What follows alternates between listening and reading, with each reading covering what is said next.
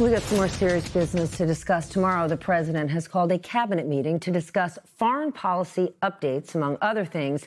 And there are several updates tonight in the Middle East. Earlier today, Iran was threatening retaliation for what the U.S. called self-defensive strikes that happened yesterday. The U.S. spokesperson said targets included missile launch sites and Iranian boats attempting to place mines, and that Central Command continues to defend our forces while using restraint during the ongoing ceasefire.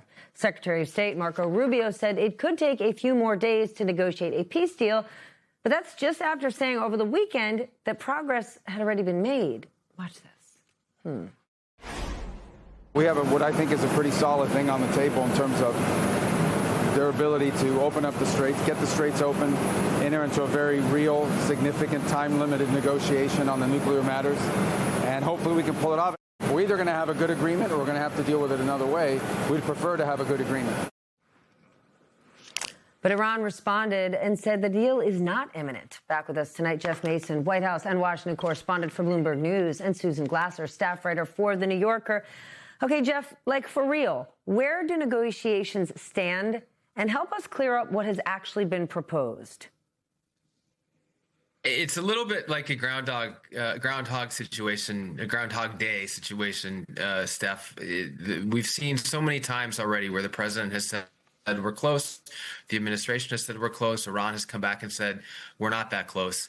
The president, as you rightly reported on Saturday, indicated that a deal was imminent, and he said that details were going to be shared shortly. And then the next day said that he was waiting for a good deal. So we know some parameters of the deal that have been outlined.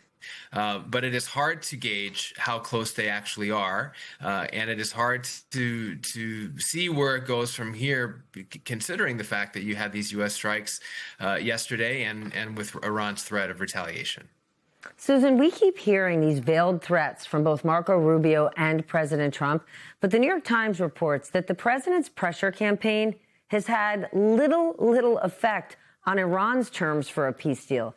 Is he going to accept that he doesn't have the leverage that he thinks he does?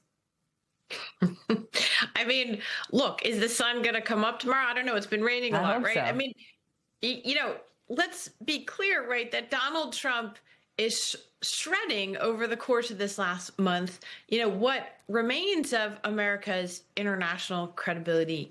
There's this sort of aspect of every day claiming that a deal with Iran is, hours away, minutes away, days away, and it doesn't happen. It's actually been more than a month of the ceasefire being extended without any meaningful prospects for a deal. And the deal that they're talking about, by the way, would largely be an agreement to, on what terms is unclear, reopen the strait while agreeing only to talk about in the future resolving the nuclear issue that Trump claimed was the reason that he went to war in the first place. So it's basically right now, as I understand it, they're talking about whether in the next phase they could talk about an agreement on the future of the Iranian nuclear arms program. So, it's not much of a deal. And even that they haven't been able to achieve, first of all. And then I think it's so important to underscore, why does Trump keep doing this? Because it works. Because people can't believe that the president of the United States is lying to them, that he's not telling the truth, that the deal is not going to happen in the next few hours. I mean, I've seen perfectly credible, not naive people again and again and again fall into the trap over the last couple months of thinking, okay, well, maybe Trump is exaggerating, but surely the deal is, hours or days away from happening. The markets have responded as if they believe Trump has credibility and again been caught out by it. And I think we have to say that Trump has this playbook because it, to a certain extent, works, or at least buys him time. Okay, but here's the thing. It works as it relates to the market. The market believes it, investors believe it, and the market keeps going up. But let's look at the reality of things. As far as we know, the Iranian regime is still intact. The country seems more emboldened over its control of the Strait of Hormuz than ever. Iran has denied agreeing at all to give up their enriched uranium. And meanwhile, here, The cost of living has gone up. The global economy is strained. We could face all sorts of shortages in the weeks and months to come. And you cannot deny that America's reputation is damaged. What did we get out of this, Jeff, besides the fact that when Donald Trump does this dance, does this shuffle, the market says, we believe you. Yay, keep going. But in reality, what has it gotten us? Besides furthering the hole when it comes to debt and deficits.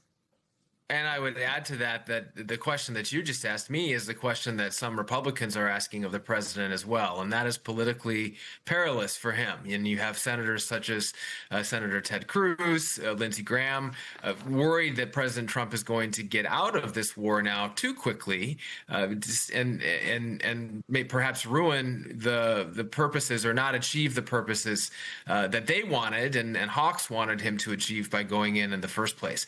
And the political problem with that is he's facing sort of pressure from both sides. He's got that pressure that I just identified, and then he's got the pressure that you were referring to, which is the economic consequences that the United States is already facing and will continue to face as a result of this war. Primarily the increase in prices and specifically the increase in gasoline prices, which of course are a political albatross for Republicans and for the president going into the midterms in November.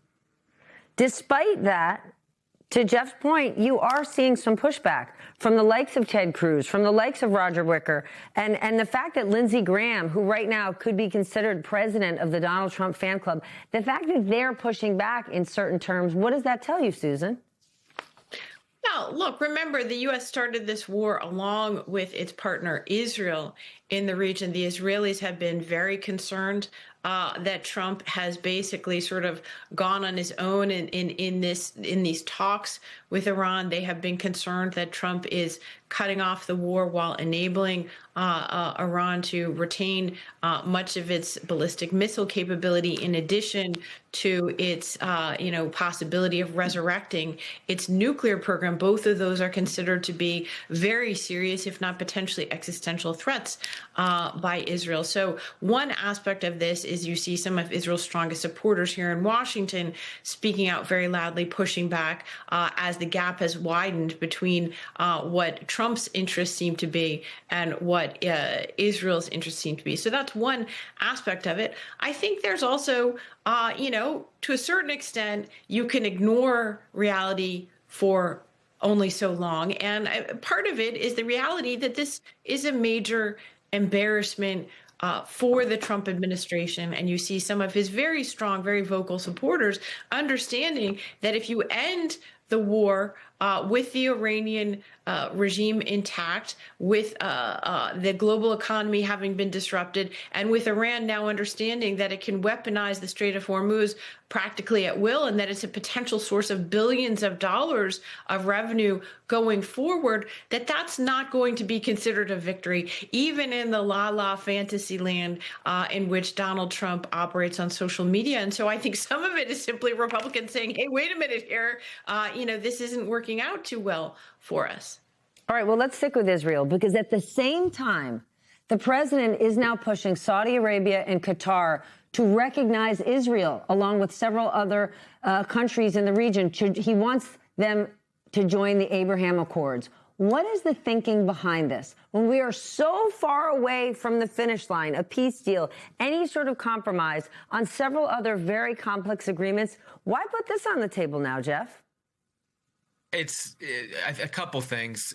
First thing that comes to mind to me is legacy, which is an issue or a theme that is absolutely defining President Trump's second term.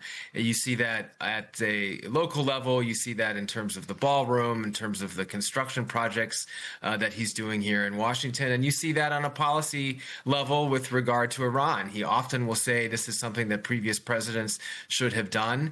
Now he's wanting to be able to show that he achieved a goal in Iran and in the Middle East that other presidents were not able to do. And that includes the Abraham Accords. It was interesting to see his language about that in his social media post. He said he wanted other countries mandatorily to join the Abraham Accords. I'm not sure that the use of mandatory as an adverb in that sense is going to actually have any kind of effect on countries that are deeply concerned about what's going on and aren't exactly lining up to sign them. That doesn't mean that it's not an approach or an effort that the president and his people are going to continue to push. It's one of the things that I think his foreign policy advisors are especially proud of from the first term, and no doubt would like to extend during the second term. But the timing right now of trying to throw that all together when they don't have an Iran peace deal yet, and when they continue to sort of push and pull and try to figure out where that is, it's hard to imagine that ultimate legacy driving goal getting accomplished.